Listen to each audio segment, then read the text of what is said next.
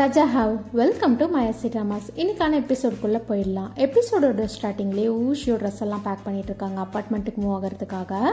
லாஷோ கிட்ட எப்படி சொல்கிறதுன்னு தெரியலையன்ற மாதிரி திங்க் பண்ணிட்டு இருக்கா.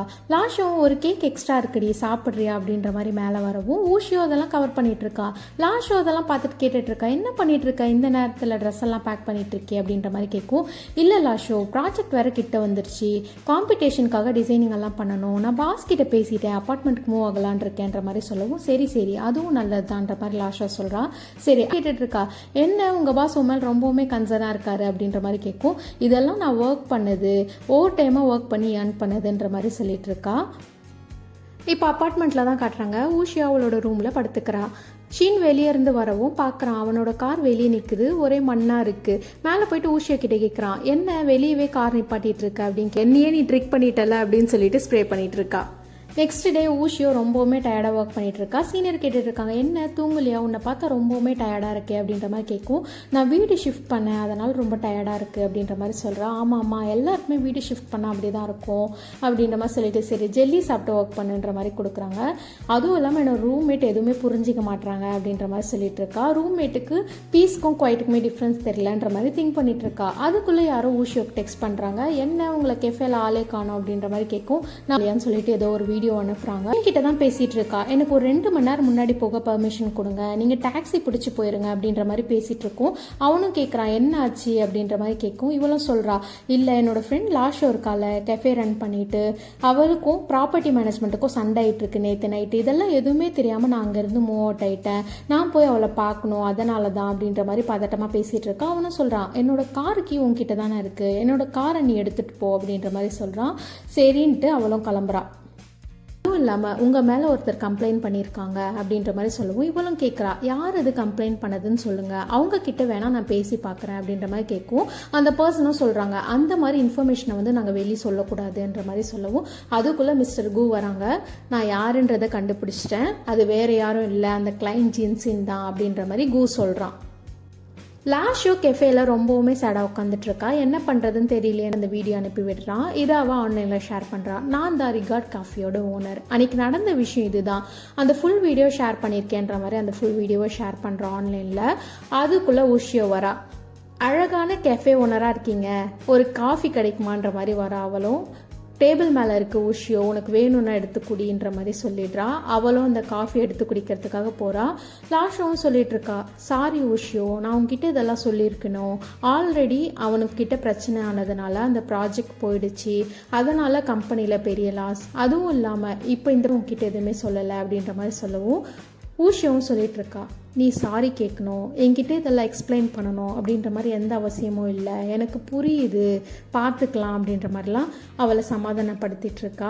அவளும் சொல்லிட்டு இருக்கா ஊஷியோவும், சப்போஸ் திரும்பவும் அந்த ஜின்சின் பிரச்சனை பண்ண என்ன பண்ணுவேன் அப்படின்னா நான் திரும்பவும் கூட ஃபைட் பண்ணுவேன் அப்படின்ற மாதிரி லாஷா சொல்லிட்டு இருக்கா. இதுதான் என்னோட லாஷோ, ரொம்பவுமே தைரியமாக இருப்பா அப்படின்ற மாதிரி இவளும் சமாதானப்படுத்திட்டு இருக்கா. இப்படி உங்களுக்கும் ஃப்ரெண்டு இருக்காங்க, உங்களோட கஷ்ட காலத்தில் வருவாங்கன்னா அதை கமெண்ட் பண்ணுங்கள். அந்த ஜின்சின் அந்த கெஃபேக்கு வெளியே நின்றுட்டு இருக்கான். அவங்க பாஸ் கால் பண்ணி திட்டிட்டு இருக்காங்க, உன்னால நம்ம கம்பெனி ரெப்புடேஷனே போயிடுச்சு அப்படின்ற மாதிரிலாம் பேசிட்டு இருக்காங்க. இவனும் சொல்லிட்டு இருக்கான், நான் ஒரு அப்பாவி, அவங்க 2 பேர் தான், நீ வாயை மூடு, நாளைக்கு வந்து என்ன பாருன்ற மாதிரி அவங்க பாஸ் வச்சுட்டாங்க. என்னோட பீஸ்ஃபுல்லுக்கு எடுத்துட்டு நீங்க 2 பேர் ஜாலியாக போறீங்களான்னு சொல்லிட்டு இவங்களோட காரை அவன் ஓவர்டேக் பண்ணிட்டு இருக்கான். வழியும் விட மாட்டான், அந்த காரை இடிக்கிற மாதிரியே போயிட்டு இருக்கான். இவங்களும் கத்திட்டு இருக்காங்க, ஜின்சின் உனக்கு எதனா பைத்தியம் கீத்தியம் பிடிச்சிருச்சா, எங்க காரை எதுக்கு ஓவர்டேக் பண்ணிட்டு இருக்க அப்படின்ற மாதிரி கத்திட்டு இருக்கோம். அவனும் சொல்லிட்டு இருக்கான், என்னோட பீஸ்ஃபுல்லுக்கு எடுத்துட்டு நீங்க மட்டும் சந்தோஷமா இருக்கணுமா, விடமாட்டேன் அப்படின்னு சொல்லிட்டு ஓவர்டேக் பண்ணிட்டே வந்துட்டு இருக்காங்க. அதுக்குள்ள இவ காரை திருப்பவும் பெய்ஜனோட கார் போயிட்டு இடிச்சிருது. மிஸ்டர் பெய்யும் அந்த காரை விடாமல் சேஸ் பண்ணிப்போ அந்த ஜின்சின் கார் முன்னாடி நிறுத்துறான். அவனும் கத்திட்டு இருக்கான், உனக்கு என்ன சாகணும்னு நினைக்கிறேன், உனக்கு கார் ஓட்ட தெரியாதா அப்படின்ற மாதிரிலாம் கத்திட்டு இருக்கும். மிஸ்டர் பெய் சொல்கிறான், உனக்கு தைரியம் தான் போலீஸ் கால் பண்ண அப்படின்ற மாதிரி சொல்லிட்டு இருக்காங்க. அப்படியே கட் பண்ணால் இப்போ போலீஸ் ஸ்டேஷனில் தான் காட்டுறாங்க. ஊஷியோ மிஸ்டர் பெய்க்கு தேங்க்ஸ் சொல்லிட்டு இருக்கா. நீங்கள் அவனை சேஸ் பண்ணணும்னு கிடையாது, நான் தெரியாமல் வந்துட்டேன், அதனால தான் உங்களுக்கு மோதிருச்சு அப்படின்ற மாதிரி சொல்லிட்டு இருக்கும். உன் மேலே அதில் தப்பு இல்லை, சரி அதை விடு, அந்த காம்படிஷன் மட்டும் இல்லைன்னா நீ நானே இன்னத்துக்கு ஃப்ரெண்ட்ஸாக தான் இருந்திருப்போம், சீக்கிரமாக அந்த காம்படிஷன் முடிஞ்சிடணும் அப்படின்ற மாதிரி சொல்லவும் ஷின் எப்படியே வின் பண்ணிடுவாரு அப்படின்ற மாதிரிலாம் சொல்லிட்டு இருக்கா. அதுக்குள்ள லாஷா வந்து உங்களுக்கு எதனா ஹெல்ப் வேணும்னா நீங்க என்ன காண்டாக்ட் பண்ணுங்க, நம்ம WeChat ஷேர் பண்ணிக்கலான்ற மாதிரி ஷேர் பண்ணிட்டு இருக்காங்க. அப்படியே இவங்க 2 பேர் கிளம்பிடுறாங்க. எதனா ஆச்சுன்னா நீ என்ன தான் ஃபஸ்ட்டு காண்டாக்ட் பண்ணணும் அப்படின்ற மாதிரி சொல்லிடுறான். சரி இன்னைக்கு எதுவும் ஒர்க் பண்ண தேவையில்ல, நீ போய் தூங்குன்ற மாதிரி சொல்லிடுறான். நெக்ஸ்ட் டே ஊஷி எழுந்ததுமே லாஷோ ஃபோன் பண்ணுறா. ப்ராப்பர்ட்டி மேனேஜ்மெண்ட்லேருந்து ஆளுங்க வந்தாங்க அப்படின்னு சொல்லவும் ஊஷி கேட்டுட்டு இருக்க, அவனுக்கு எதனா பிரச்சனையா அப்படின்ற மாதிரி கேட்கும். இல்லை அவங்க வந்து சாரி கேட்டாங்க, அதுவும் இல்லாமல் ரெண்ட்டை கூட இன்க்ரீஸ் பண்ணலை அப்படின்ற மாதிரி சொல்லிட்டு இருக்கா. எம்இ கிளப்போட ஓனர் தான் ப்ரெஷர் போட்டாங்களாம் ப்ராப்பர்ட்டி மேனேஜ்மெண்ட்டுக்கு அப்படின்னு சொல்லவும் ஊஷியோக்கு நல்லாவே தெரியுது அது ஷின் தான் அப்படின்ற மாதிரி. மார்னிங்கே ஷின்னுக்கு பிரேக்ஃபாஸ்ட்லாம் ரெடி பண்ணிவிட்டு ஷின்னுக்கு தேங்க்ஸ் சொல்லிட்டு இருக்கா. நீங்கள் இன்வால்வ் ஆகலைன்னா இவ்வளோ சீக்கிரமாக இதெல்லாம் நடந்திருக்காதுன்னு சொல்லிட்டு, உனக்காகலாம் பண்ணலை, என்னோட ஹேண்ட் இன்ஜுரிக்காக தான் பண்ணேன்ற மாதிரி அவனும் சொல்லிட்டு இருக்கான். அதுக்குள்ளே ஒரு பொக்கே ஆர்டர் பண்ணியிருப்பா. அது உனக்காகவா அப்படின்ற மாதிரி கேட்குறான். இல்லை வேணும்னா பாதி ஷேர் பண்ணுறேன் அப்படின்ற மாதிரி பேசிகிட்டு இருக்காங்க. அதுக்குள்ளே ஊஷியோட அப்பா வந்துடுறாங்க. ஐயோ அப்பா வந்துட்டாங்க, நீ போய் ஒளிஞ்சிக்கோ அப்படின்னு சொல்லிட்டு அந்த டிசைன் டிராஃப்டெல்லாம் எடுத்துகிட்டு பாத்ரூமில் போய் ஒளிஞ்சிக்கிறான். அவங்க அப்பாவும் கேட்டுட்டு இருக்காங்க, உனக்கு கதவு திறக்க இவ்வளோ நேரமா அப்படின்னும் இவ்வளோ சமாளிச்சிட்டு இருக்கான். நான் டான்ஸ் ஆடிட்டு இருந்தேன், பாட்டு பாடிட்டு இருந்தேன்னு சொல்லிட்டு அவரும் வந்துட்டு போற மாதிரியே தெரியல. இனிமே நீ எனக்கு டிஃபன்லாம் கொண்டு வராதப்பா, என்ன நானே பார்த்துப்பேன்ற மாதிரிலாம் சொல்லிட்டு இருக்கா. நான் கொண்டு வந்த கிஃப்ட்டை உன்னோட பாஸ்க்கு கொடுக்கலையான்ற மாதிரி கேட்டுட்டு இருக்காங்க. அவருக்கு ஹெல்த் ப்ராப்ளம் இருக்கு, அவர் இதெல்லாம் சாப்பிட மாட்டாங்க, சரி நீங்க கிளம்புங்கன்னு சொல்லிட்டு அடிச்சு பிடிச்சி இவளும் துரத்திட்டு இருக்கா. அது அப்படின்ற மாதிரி கேட்கும். நீ டோரே க்ளோஸ் பண்ணல அப்படின்ற மாதிரி அவங்க அப்பாவும் சொல்றாங்க. சரிப்பா இதுதான் ஜாயு, தெரியும் உன்னோட கூட ஒர்க் பண்ற கோவர்க்கர் தானே அப்படின்ற மாதிரி கேட்குறாங்க. இன்னைக்கு எதுக்காகப்பா வந்த, கான்ட்ராக்டுக்காகவா அப்படின்ற மாதிரி அவங்க அப்பா கேட்கவும் ஷின்னும் சொல்லிடுறா. அவனும் அப்படியே மேலே போகிறான். ஊஷியோட அப்பா கேட்டுட்டு இருக்காங்க, என்கேஜ்மெண்ட் நின்ன உடனே நாங்கள் வேற மாப்பிள்ள பார்க்குறோம்னு சொன்னோம், நீ கெரியரில் ஃபோக்கஸ் பண்ணுற, எனக்கு கல்யாணம் எல்லாம் வேணான்னு சொன்னேன், இப்போ லிவிங் டுகெதரில் இருக்க, இந்த அப்பார்ட்மெண்ட் ரொம்பவுமே சின்னது, மற்றவங்களாம் உன்னை பற்றி என்ன பேசுவாங்க அப்படின்ற மாதிரி கேட்கும். அவளும் சொல்கிறா, நாங்கள் லிவிங் டுகெதரில் தான் இருக்கோம், எங்களுக்குள்ள எந்த ரிலேஷன்ஷிப்பும் இல்லை, ஏன்னா நான் ரெண்ட்டுக்கு விட்டுருக்கேன் அப்படின்ற மாதிரி சொல்கிறா. அவங்க அப்பாவும் கேட்டுட்டு இருக்காங்க, இது உன் கூட ஒர்க் பண்றவங்களுக்கெல்லாம் தெரியுமா அப்படின்ற மாதிரி கேட்கும். அவரும் சொல்லிட்டு இருக்காங்க, 3 வருஷத்துக்கு முன்னாடி கடவுள் புண்ணியத்துல உனக்கு ஜிஎம் அசிஸ்டண்டா கிடைச்சது, எவ்வளவோ கம்பெனி இருக்கு, ஜிஎம் அசிஸ்டண்டா போக வேண்டியதானே, நீ ஆர்கிடெக்ட் போகணும்னு நினைக்கிற அப்படின்ற மாதிரி, எவ்வளவு கவலைப்பட்டிருக்கேன் தெரியுமா, எவ்வளவு ரிக்ரெட் ஆயிருக்கேன் தெரியுமா அப்படின்ற மாதிரி இவளும் கேட்டுட்டு இருக்கா.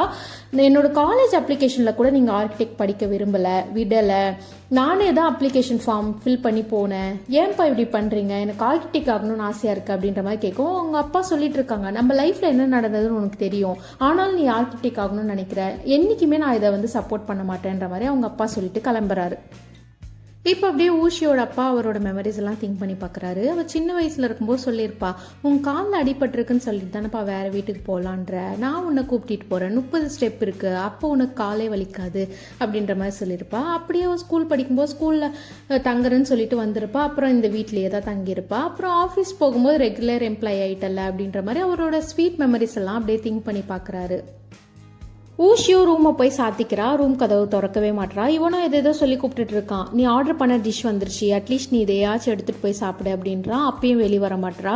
நீ எடுத்துட்டு வந்த பொக்கே காஞ்சி போச்சு, நீ எடுத்துட்டு வந்த ஆனியன் கீழே விழுந்துருச்சுன்னு சொல்லிட்டு ஏதோ ரீசன் சொல்லி கூப்பிடுறான். அப்பயும் அவன் வெளியே வர மாதிரியே இல்லை. இந்த எல்லா ஒர்க்கையும் அவனே பார்த்துட்டு மேலே போய் கை கழுவிட்டு இருக்கோம். அவனுக்கு ஒரு யோசனை வருது. ஊஷியோக்கு கால் பண்றான், இந்த சிங்கோட பைப் உடஞ்சிருச்சு, நீ இப்போ வரலன்னா வீடு ஃபுல்லா தண்ணி ஆயிரும் அப்படின்ற மாதிரி கூப்பிடுறான். ஊஷியோவும் சொல்றா, அந்த கேபினெட்ல அந்த டூ நல்லா இருக்கேன் ஓகேதான்ற மாதிரி சொல்றா. அவளும் சொல்லிட்டு இருக்கா, இந்த பிரச்சனைக்கெல்லாம் ஒரே வழி, ஒரு ஷார்ட்கட் இருக்கு, நான் வின் பண்ணணும் அப்படின்ற மாதிரி சொல்லவும், ரொம்ப பெரிய கஷ்டமான விஷயத்த நீ ஷார்ட்கட்டுன்னு சொல்கிற வின் பண்ணுறத அப்படின்ற மாதிரி இவனும் கேட்குறான். ஆமாம், வின் பண்ணிட்டோன்னா எல்லாருக்கும் நம்மளை நிரூபிக்கலாம். அதுவும் இல்லாமல் இந்த ப்ராஜெக்டில் நான் வின் பண்ணிட்டேன்னா எனக்கு வந்து இன்க்ரிமெண்ட் ஆகும், சேலரி இன்க்ரிமெண்ட் ஆகும், அதுவும் இல்லாமல் நான் ரெகுலர் எம்ப்ளாயி ஆகிடுவேன் அப்படின்ற மாதிரிலாம் சொல்லிட்டு இருக்கோம். அவன் சொல்லிட்டு இருக்கான், நான் ஒரு பாஸ், நீ இதெல்லாம் சொல்லி என்னை புஷ் பண்ணிட்டு இருக்க அப்படின்ற மாதிரி சொல்கிறான். ஆமான்ற மாதிரி 2 பேரும் பேசிக்கிறாங்க. சரி வாங்க கூப்பிட்டு போகிறா. அதோட அந்த எபிசோடு முடிஞ்சது. இன்னைக்கான எபிசோடு முடிஞ்சது. லைக் பண்ணாதவங்க லைக் பண்ணிக்கோங்க, சப்ஸ்கிரைப் பண்ணாதவங்க சப்ஸ்கிரைப் பண்ணிக்கோங்க. விஷ் யூ ஹைனி டு ஆல்.